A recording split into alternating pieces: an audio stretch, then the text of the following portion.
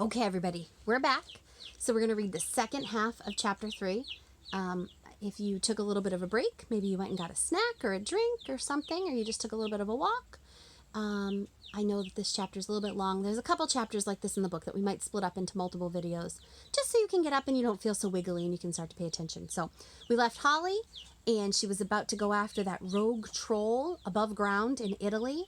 And we kind of had the sneaking suspicion that things weren't going to go well because she lied to her commander, right? And then the last few sentences we read made us believe that prediction might come true, that history was going to be made and it wasn't going to be the good kind of history. So let's see what happens. Holly proceeded directly to the chutes. Her normal chatty mouth was a grim slash of determination. One chance. This was it. She would allow nothing to break her concentration. There was the usual line of holiday visa hopefuls stretching into the corner of the elevator plaza, but Holly bypassed it, waving her badge at the waiting line. A translucent gnome refused to yield. How come you LEP guys get to go topside? What's so special about you? Holly breathed deeply through her nose. Courtesy at all times. Police business, sir. Now, if you could just excuse me. The gnome scratched behind his massive ear. I hear you LEP guys make up your police business just to get a look at some moonlight. That's what I hear. Holly attempted an amused smile. What actually formed on her lips resembled a lemon-sucking grimace. Whoever told you that is an idiot, sir. Recon only ventures above ground when absolutely necessary. The gnome frowned. Obviously, he had made up the rumor himself and suspected that Holly might just have called him an idiot. But by the time he'd figured it out, she had skipped through the double doors. Foley was waiting for her in ops. Foley was a paranoid centaur, convinced that human intelligence agencies were monitoring his transport and surveillance network. To prevent them from reading his mind, he wore a tinfoil hat at all times. He glanced up sharply when Holly entered through the pneumatic double doors. Anybody see you come in here? Holly thought about it. The FBI, CIA, NSA, DEA, M16, and the EIB. Foley frowned. The EIB. Everyone in the building, Holly smirked. Foley rose from his swivel chair and clip-clopped over to her. Oh, you're very funny, Short. A regular riot. I thought the Hamburg incident might have knocked some of the cockiness out of you. If I were you, I'd concentrate on the job at hand. Holly composed herself. He was right. Okay, Foley, fill me in. The centaur pointed to a live feed from the Eurosat, which was displayed on a large plasma screen. This red dot is the troll. He's moving toward Martina Franca, a fortified town near the center of Brindisi. As far as we can tell, he stumbled into vent E7. It was on cooldown after a surface shot. That's why the troll isn't crispy barbecue right now. Holly grimaced. Charming, she thought. We've been lucky in that our target has bumped into some food along the way. He chewed on a couple of cows for an hour or two. That bought us a bit of time. A couple of cows? Exclaimed Holly. Just how big is this fella? Foley adjusted his foil bonnet. Bull troll, fully grown, 180 kilos, with tusks like a wild boar. A really wild boar. Holly swallowed. Suddenly recon seemed a much better job than retrieval. Right. What have you got for me? Foley cantered across to the equipment table. He selected what looked like a rectangular wristwatch. Locator. You find him, we find you. Routine stuff. Video? The centaur clipped a small cylinder into the accommodating groove in Holly's helmet. Live feed, nuclear battery, no time limit. The mic is voice activated. Good, said Holly. Root said I should take a weapon on this one, just in case. Way ahead of you, said Foley. He picked up a platinum handgun from the pile. A Neutrino 2000, the latest model. Even the tunnel gangs don't have these. 3 settings if you don't mind. Scorched, well done, and crispied to a cinder. Nuclear power source too, so plug away. This baby will outlive you by 1,000 years. Holly strapped the lightweight weapon onto her shoulder holster. I'm ready, I think. Foley chuckled. I doubt it. No one's ever really ready for a troll. Thanks for the confidence booster. Confidence is ignorance, advised the centaur. If you're feeling cocky, it's because there's something you don't know. Holly thought about arguing, but didn't. Maybe it was because she had a sneaking suspicion that Foley was right. So I'm still not getting a great feeling about this. But I'm also starting to wonder, how is this connected to Artemis? Seems like a whole other world we're exploring. I don't know. The pressure elevators were powered by gaseous columns vented from the Earth's core. The Leptech boys, under Foley's guidance, had fashioned titanium eggs that could ride on the currents. They had their own independent motors, but for an express ride to the surface, there was nothing like the blast from a tidal flare. Foley led her past a long line of chute bays to E7. The pod sat in its clamp, looking very fragile to be rocketing about on a magma stream. The underside was charred black and pockmarked from shrapnel. The Centaur slapped it fondly on a fender. This baby's been in service for 50 years. Oldest model still in the chutes. You think that makes her feel very good? She's in a very old way to travel very dangerously from the core of the Earth. Holly swallowed. The chutes made her nervous enough without riding an antique. When does it come offline? Foley scratched his hairy belly. Well, with funding the way it is, not until we have a fatality, which means until someone dies. Holly cranked open the heavy door, the rubber seal yielding with a hiss. The pod was not built for comfort. There was just barely enough space for a restraining seat among the jumble of electronics. What's that? Asked Holly, pointing at a grayish stain on the seat's headrest. Foley shuffled uncomfortably. Brain fluid, I think. We had a pressure leak on the last mission, but that's plugged now. And the officer lived, down a few IQ points, but alive, and he can still take liquids. Well, that's all right then, quipped Holly, threading her way through the mass of wires. Foley strapped the harness onto her, checking their strengths thoroughly. All set? Holly nodded. Foley tapped the helmet mic. You keep in touch, he said, pulling the door closed behind him. Don't think about it, Holly told herself. Don't think about the white-hot magma flow that's going to engulf this tiny craft. Don't think about hurtling toward the surface with a Mach 2 force trying to turn you inside out. And certainly don't think about the blood-crazed troll ready to disembowel you with his tusks. Nope, don't think about any of that stuff. Too late. Foley's voice sounded in her earpiece. T-minus 20, he said. We're on a secure channel in case the mud people have started underground monitoring. You never know. An oil tanker from the Middle East intercepted a transmission one time. What a mess that was. I'm getting the sense that maybe the mud people are humans? They haven't quite said it yet, but I don't know. We'll see. Holly adjusted her helmet mic. Focus, Foley. My life is in your hands here. Oh, okay, sorry. We're going to use the rail to drop you into E7's main shaft. There's a surge due any minute. That should see you past the first 100 clicks, then you're on your own. Holly nodded, curling her fingers around the twin joysticks. All systems check. Fire it up. There was a whoosh as the pod's engines ignited. The tiny craft jostled in its housing, shaking Holly like a bead in a rattle. She could barely hear Foley speaking in her ear. You're in the secondary shaft now. Get ready to fly, Short. Holly pulled a rubber cylinder from the dash and slipped it between her teeth. No good having a radio if you've swallowed your tongue. She activated the external cameras and put the view on screen. The entrance to E7 is creeping toward her. The air was shimmering in the landing light glow. White-hot sparks tumbled into the secondary shaft. Holly couldn't hear the roar, but she could imagine it. A raw, skimming wind like a million trolls howling. Her fingers tightened around the joysticks. The pod shuddered to a halt at the lip. The chute stretched above and below. Massive. Boundless. Like dropping an ant down a drain pipe. So it seems like their transportation from the core of the Earth to the surface relies on magma chutes, which is like it's lava. It's lava before it comes out of the Earth's surface. So she's in this little chute, and the magma's going to push her up to the surface. Righto, crackled Foley. Hold on to your breakfast. Roller coasters ain't got nothing on this. Holly nodded. She couldn't speak, not with the rubber in her mouth. The Centaur would be able to see her in the pod cam anyway. Sayonara, sweetheart, said Foley, and pressed the button. The pod's clamp tilted, rolling Holly into the abyss. Her stomach tightened as the G-force took hold, dragging her to the center of the Earth. The seismology section had 1 million probes down here, with a 99.8 success rate at predicting the magma flares. But there was always that 0.2%. The fall seemed to last for an eternity. And just when Holly had mentally consigned herself to the scrap heap, she felt it. The unforgettable vibration. That feeling that outside her tiny sphere, the whole world was being shaken apart. Here it comes.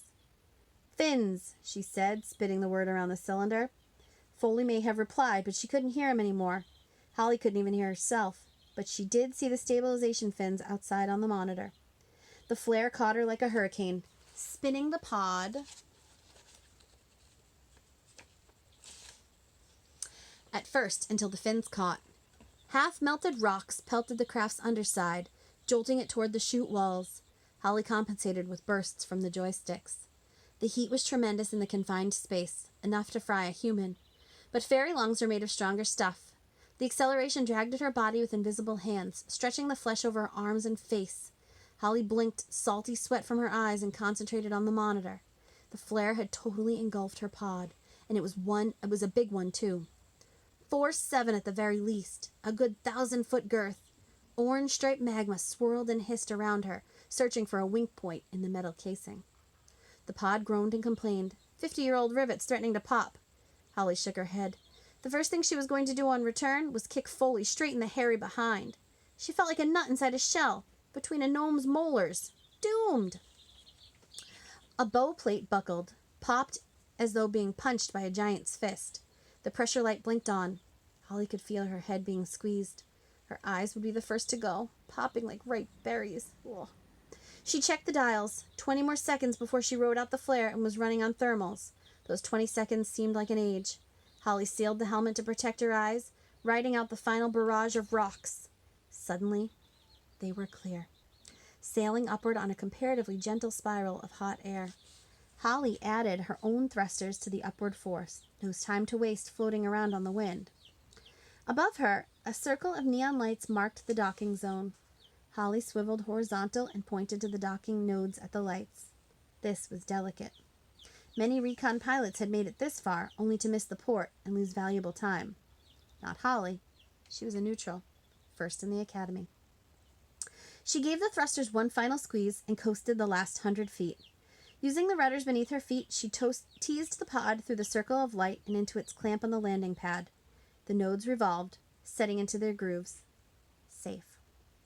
Holly smacked herself on the chest, releasing the safety harness.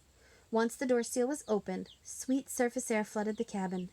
It was nothing like that first breath after a ride in the chutes. She breathed deeply, purging the stale pod air from her lungs. How had the people ever left the surface? Sometimes she wished her ancestors had stayed to fight it out with the mud people. But there were too many of them. Unlike fairies, who could produce only a single child every 20 years, mud people bred like rodents. Numbers would subdue even magic. So I am getting the feeling that mud people are humans. Although she was enjoying the night air, Holly could taste traces of pollutants. The mud people destroyed everything they came into contact with. Of course, they didn't live in mud anymore. Not in this country, at least. Oh, no. Big fancy dwellings with rooms for everything. Rooms for sleeping, rooms for eating, even a room to go to the toilet. Indoors! Holly shuddered. Imagine going to the toilet inside your own house. Disgusting. The only good thing about going to the toilet was the minerals being returned to the earth. But the mud people had even managed to botch that up, treating the stuff with bottles of blue chemicals.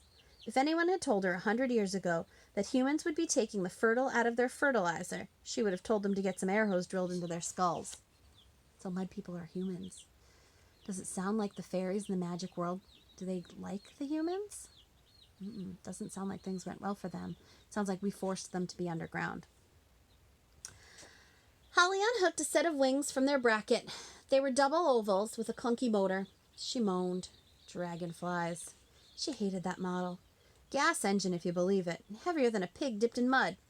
Now the Hummingbird Z7, that was transport. Whisper silent, with a satellite-bounced solar battery that would fly you twice around the world. But there were budget cuts again. On her wrist, the locator began to beep. She was in range. Holly stepped out of the pod and onto the landing bay. She was inside a camouflaged mound of earth, commonly known as a fairy fort. Indeed, the people used to live in these until they were driven deeper underground. There wasn't much technology, just a few external monitors and a self-destruct device should the bay be discovered. There was nothing on the screens. All clear. The pneumatic doors were slightly askew, where the troll had barged through. But otherwise, everything seemed operational. Holly strapped on the wings, stepping into the outside world. The Italian night sky was crisp and brisk, infused with olives and wine. Crickets clinked in the rough grass, and moths fluttered in the starlight. Holly couldn't stop herself from smiling. It was worth the risk. Every bit of it. Speaking of risk, she checked the locator. The blip was much stronger now. The troll was almost at the town walls. She could appreciate nature after the mission was over, but now it was time for action. Holly primed the wing's motor, pulling the starter cord over her shoulder. Nothing. She fumed silently. Every spoiled kid in Haven had a hummingbird for their wilderness holidays, and here they were, a lep with wings that were junk even when they were new. She yanked the cord again and then again. On the third wrench it caught, spewing a stream of smoke and fumes into the night. About time, she grunted, flicking the throttle wide open. The wings flapped their way to a steady beat, and with a little bit of effort, lifted Captain Holly short into the night sky. Even without the locator, the troll would have been easy to follow. He had left a trail of destruction wider than a tunnel excavator. Holly flew low, skipping between mist hazes and trees, matching the troll's course. The crazed creature had cut a swath through the middle of a vineyard, turned a stone wall to rubble, and left a guard door gibbering under a hedge. Then she flew over the cows. It was not a pretty sight. Without going into details, let's just say there wasn't much left beside horn and hooves. Ugh. The red blip was louder now. Louder meant closer. She could see the town below her, nestled into the top of a low hill, surrounded by cranled walls from the Middle Ages. Lights still burned in most windows. Time for a little magic. A lot of magic attributed to the people is just superstition, but they do have certain powers. Healing, the mesmer, the shield among them. Shielding is really a misnomer. What fairies actually do is vibrate at such a high frequency that they are never in one place long enough to be seen. Humans may notice a slight shimmer in the air if they're paying close attention, which they rarely are. And even then, the shimmer is generally attributed to evaporation. Typical of the mud people to invent a complicated explanation for a simple phenomenon. Holly switched on her shield. It took a bit more out of her than usual. She could feel the strain on the beads of sweat in her forehead. I really should complete the ritual, she thought. The sooner the better. Some commotion below broke into her thoughts. Something didn't gel with the nighttime noises. Holly adjusted the trim on her backpack and flew in for a closer look. Look only, she reminded herself. That was her job. A recon officer was sent up the chutes to pinpoint the target, while the retrieval boys took a nice cushy shuttle. The troll was directly below her, pounding against the town's outer wall, which was coming away in chunks beneath his powerful fingers. Holly sucked in a startled gasp. This guy was a monster, big as an elephant and 10 times as mean. But this particular beast was worse than mean. He was scared. "Control," said Holly into her mic. "Runner located. Situation critical topside." Root himself was on the other end of the comlink. "Clarify, Captain." Holly pointed her video link to the troll. "Runners going through the town wall. Contact imminent. How far away is retrieval?" "ETA 5 minutes minimum. We're still in the shuttle." Holly bit her lip. Root was in the shuttle? "That's too long, Commander. This whole town is going to explode in 10 seconds. I've got to go in." "Negative, Holly. Captain Short. You don't have an invite. You know the law. Hold your position." "But, Commander." Root cut her off. "No. No buts, Captain. Hang back. That's in order." Holly's entire body felt like a heartbeat. Gasoline fumes were addling her brain. What could she do? What was the right decision to make? Lives or orders? Then the troll broke through the wall, and a child's voice screamed into the night. "Otto!" it screamed. Help. An invitation. At a stretch. "Sorry, Commander. The troll is light crazy, and there are children in there." She could imagine Root's face, purple with rage, as he spat into the mic. "I'll have your stripes, Short. You'll spend the next 300 years on drain duty." But it was no use. Holly had disconnected her mic and swooped in after the troll. Streamlining her body, Captain Short ducked into the hole. She appeared to be in a restaurant, a packed restaurant. The troll had been temporarily blinded by the electric light and was thrashing about in the center of the floor. The patrons were stunned. Even the child's plea had petered out. They sat gaping, party hats perched comically on their heads. Waiters froze. Huge trays of pasta quivered on their splayed fingers. Chubby Italian infants covered their eyes with chubby fingers. It was always like this in the beginning, the shocked silence. Then came the screaming. A wine bottle crashed to the floor. It broke the spell. the pandemonium started. Holly winced. Trolls hated noise almost as much as light. The troll lifted massively shaggy shoulders, its retractable claws sliding out with an ominous shink. Classic predator behavior. The beast was about to strike. Holly drew her weapon and flicked it up into the second setting. She couldn't kill the troll under any circumstances, not to save humans, but she could certainly put him out until retrieval arrived. Aiming for the weak point at the base of the skull, she let the troll have a long burst of concentrated ion ray. The beast staggered, stumbled a few steps, then got very angry. It's okay, thought Holly. I'm shielded. I'm invisible. To any onlookers, it would seem as though the pulsing blue beam emanated from thin air. The troll rounded on her, its muddy dreadlocks swinging like candles. No panic. Can't see me. The troll picked up a table. Invisible. Totally invisible. He pulled back a shaggy arm and let it fly. Just a slight shimmer in the air. The table tumbled straight toward her head. Holly moved a second too late. The table clipped her backpack, knocking the gas tank clean off. It spun through the air, trailing flammable fluid. Italian restaurants, wouldn't you know it? Full of candles. Uh-oh. The tank twirled right through an elaborate candelabra and burst into flames like some deadly firework. Most of the gas landed on the troll. So did Holly. The troll could see her. There was no doubt about it now. It squinted at her through the haze light, its brow a rictus of pain and fear. Her shield was off. Her magic was gone. Holly twisted in the troll's grip, but it was useless. The creature's fingers were the size of bananas, but nowhere near as pliant. They were squashing the breath from her ribcage with savage ease. Needle-like claws were scraping at the toughened material of her uniform. Any second now, they would punch through, and that would be that. Holly couldn't think. The restaurant was a carousel of chaos. The troll was gnashing its tusks, greasy molars trying to grip her helmet. Holly could smell its fetid breath through her filters.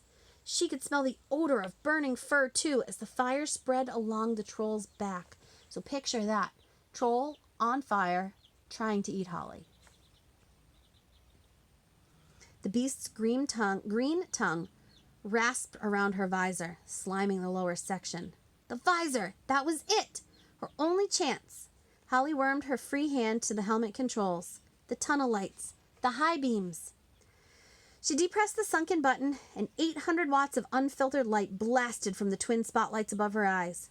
The troll reared back. A penetrating scream exploded from between the rows of teeth. Dozens of glasses and bottles shattered. It was too much for the poor beast. Stunned, set on fire, and now blinded. The shock and pain made their way through the tiny brain, ordering it to shut down. The troll complied, kneeling over with almost comical stiffness. Holly rolled to avoid a scything tusk. There was complete silence, but for tinkling glass, crackling fur, and a sudden release of breath. Holly climbed shakily to her feet. There were a lot of eyes following her. Human eyes. She was 100% visible, and these humans wouldn't stay complacent for long. This breed never did. Containment was the issue. She raised her empty palms, a gesture of peace. She spoke in Italian, the language flowing easily from her tongue. The Italians, ever graceful, muttered that it was nothing. Holly reached slowly into her pocket and withdrew a small sphere. She placed it in the middle of the floor. "Guardate," she said. "Look." The restaurant's patrons complied, leaning in to see the small silver ball. It was ticking, faster and faster, almost like a countdown. Holly turned her back to the sphere. 3, 2, 1. Boom! Flash! Mass unconsciousness. Nothing fatal, but headaches all around in about 40 minutes. Holly sighed, safe for the moment. She ran to the door and slid the latch across. No one was going in or out, except through the big gaping hole in the wall. Next, she doused the smoldering troll with the content of the restaurant's fire extinguisher, hoping the icy powder wouldn't revive the sleeping behemoth. Holly surveyed the mess she had created. There was no doubt it was shambles. Worse than Hamburg. Root would skin her alive. She'd rather face the troll again any day. This was the end of her career for sure, But suddenly, that didn't seem so important because her ribs were aching. And she had a blinder of a pressure headache coming on. Perhaps a rest, just for a second. She could pull herself together before revival showed up. Holly didn't even bother looking for a chair. She simply allowed her legs to buckle beneath her, sinking to the chessboard linoleum floor. Waking up to Commander Root's bulging features is stuff of nightmares. Holly's eyes flickered open, and for a second she could have sworn there was concern in those eyes. But then it was gone, replaced by the customary vein-popping fury. "Captain Short!" he roared, mindless of her headache. "What in the name of sanity happened here?" Holly rose shakily to her feet.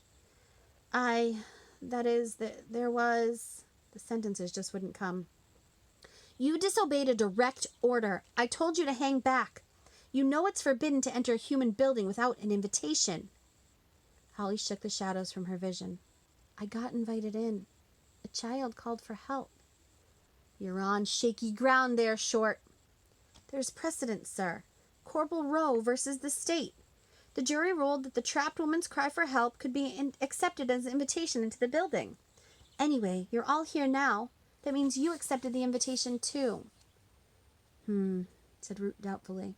"I suppose you're lucky. Things could have been worse." Holly looked around. Things really couldn't have been a lot worse. The establishment was pretty much trashed, and there were 40 humans out for the count. The tech boys were attaching mind-wipe electrodes to the temples of the unconscious diners. "We managed to secure the area in spite of half the town hammering on the door." "What about the hole?" Root smirked. "See for yourself." Holly glanced over. Retrieval had jimmied a hologram lead into the existing electricity sockets and were projecting an unbattered wall over the hole. The holograms were handy for quick patches, but no good under scrutiny. Anyone who examined the wall too closely would have noticed the slightly transparent patch was exactly the same as the stretch beside it. In this case, there were 2 identical patches of spiderweb cracks and 2 reproductions of the same Rembrandt. But the people inside the pizzeria were in no condition to examine the walls by the time they woke up. The wall would have been repaired by the telekinetic division, and the entire paranormal experience would be removed from their memories. A retrieval officer bolted from the restroom. "Commander!" "Yes, Sergeant?" "There's a human in here, sir. The concussor didn't reach him. He's coming. Right now, sir." "Shields!" barked Root. "Everyone!" Holly tried. She really did. But it wouldn't come. Her magic was gone. A toddler waddled out of the bathroom, his eyes heavy with sleep. He pointed a pudgy finger directly at Holly. "Ciao, Folletta," he said, before climbing into his father's lap to continue his snooze. Root shimmered back into the visible spectrum. He was, if possible, even angrier than before. "What happened to your shield, Short?" Holly swallowed. "Stress, Commander?" she offered hopefully. Root wasn't having any of it. "You lied to me, Captain. You're not running hot at all, are you?" Holly shook her head mutely. "How long since you completed the ritual?" Holly chewed her lip. "I'd say about 4 years, sir." Root nearly popped a vein. Four years? It's a wonder you lasted this long. Do it now, tonight. You're not coming below ground again without your powers. You're a danger to yourself and your fellow officers." "Yes, sir." "Get a set of hummingbirds from Retrieval and zip across to the old country. There's a full moon tonight." "Yes, sir." "And don't think I've forgotten about this shambles. We'll talk about it when you get back." "Yes, sir. Very good, sir." Holly turned to go, but Root cleared his throat for attention. "Oh, and Captain Short?" "Yes, sir." Root's face had lost its purple tinge. He almost seemed embarrassed. "Well done on the life-saving thing. Could have been worse. An awful lot worse." Holly beamed behind her visor. Perhaps she wouldn't be kicked out of recon at all. "Thank you, sir." Root grunted, his complexion returning to its normal ruddy hue. "Now get out of here, and don't come back until you've full to the tips of your ears with magic." Holly sighed. So much for gratitude. "Yes, sir. On my way, sir."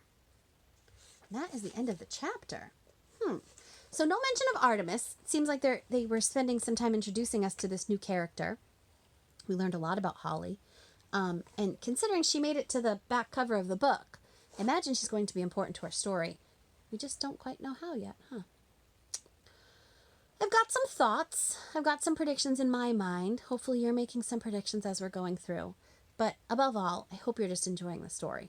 I hope that you tune in next time. Chapter 4 is called Abduction. Ooh.